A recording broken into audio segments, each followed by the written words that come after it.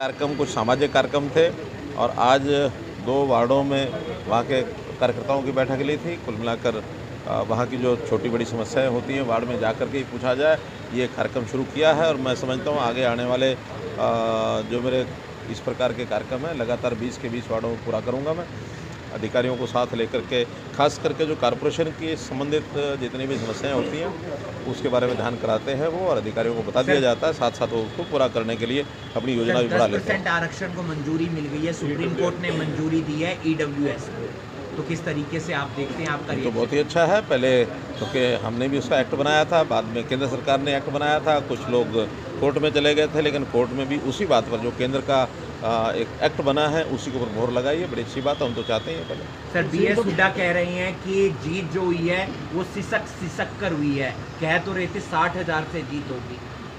ऐसा है कि अब कोई ना कोई झेप मिटाने के लिए उनको कोई बात करनी है तो करते रहें, बाकी नथिंग सक्सीड्स लाइक सक्सेस। एक सवाल और सर, ये फाइनल था क्या 2024 जिस तरह की नीति बनाई गई फाइनल था 2024 का? नहीं, ऐसे फाइनल और सेमीफाइनल ब्लू फाइनल का विषय नहीं होता। ये तो लगातार हम जब से सरकार में आए हैं हम आगे ही बढ़ रहे हैं, पीछे कभी भी नहीं हटे हैं। और उसमें हमारे चाहे वो कॉरपोरेशन के चुनाव हों, चाहे हमारे विधानसभाओं के चुनाव हो, उसमें भी आगे बढ़े हैं। जीत हार एक विषय होता है, लेकिन पिछले परफॉर्मेंस से हम आगे बढ़े और इस बार हमने जीता भी है।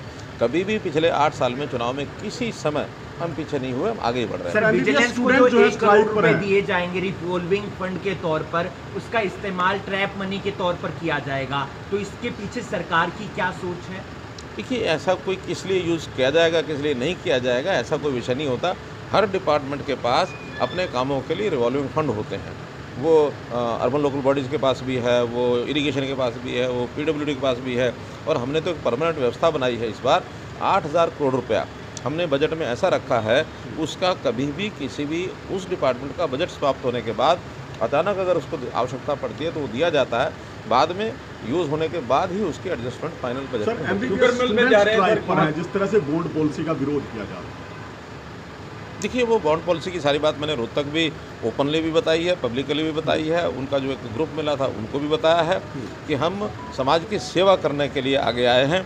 और समाज सेवा के नाते से सरकारी सेवा में ही लोग यानी मुफ्त का इलाज की अपनी व्यवस्था करवाते हैं। प्राइवेट इलाज इतना महंगा हो गया है और उस प्राइवेट इलाज के लिए जो नौकरी करने में बड़ी बड़ी तनख्वाहें लेने के लिए बाहर जाते हैं, उन्हीं के ऊपर रोक लगाइए कि सरकारी सेवा आपको कम से कम मुफ्त शिक्षा मिलती है, उसके बदले में आपको 7 साल जो है सरकारी नौकरी करनी चाहिए। अगर कोई नहीं करना चाहता है तो पैसे जमा करा के वो जा सकता है, या बैंक से लोन अगर मिलेगा तो उसकी पेमेंट उसको करनी है। ये उनके ऊपर निर्भर करता है। हम तो फिर भी सेवा के नाते से काम करते हैं, मेवा के नाते से नहीं। हाँ, ये विपक्षी पार्टियां, चाहे वो कांग्रेस हो चाहे अन्य पार्टियां हों, वो उनकी बैक पर जाके खड़े हो गए हैं कि आखिर इनको जो है एक प्रकार से उनका कहना है कि इनको छूट दी जाए कि प्राइवेट नौकरी में भी चले जाए। हम चाहते हैं कि हम सरकारी नौकरी में लोगों को बढ़ाना चाहते हैं। आज इस कंपटीशन में सरकारी मेडिकल कॉलेज में 1-1 करोड़ रुपए की फीस लगती है और सरकारी कुल मिलाकर के 3-4 लाख रुपए ही अभी तक लगती है। तो उसको हमने 10 लाख रुपये प्रति वर्ष के हिसाब से 40 रुपये तय किया है। देना इनको नहीं है, इन्हीं विद्यार्थियों को नहीं देना है, न इनके माता पिता को देना है। जब कभी ये नौकरी यानी प्राइवेट नौकरी, वो भी अच्छी नौकरी करेंगे, उसके बाद ही इनको देना। इससे पहले यानी उस समय तक ये देने की स्थिति में होंगे। जब तक ये देने की स्थिति में नहीं है तब तक इनसे पैसा नहीं लिया जाएगा।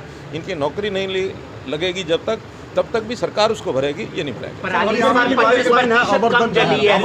पराली इस बार 25% कम जली है, आगे और कम जले तो इसके लिए क्या